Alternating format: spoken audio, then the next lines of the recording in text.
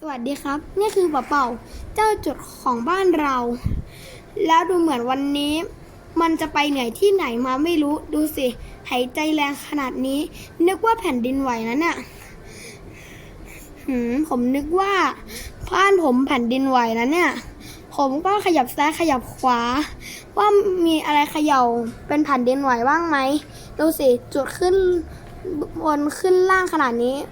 ไม่จริงๆไม่มีอะไรเขย่าเลยที่แท้มันก็หายใจแรงนี่เองโอ้โหตกใจหมดเลย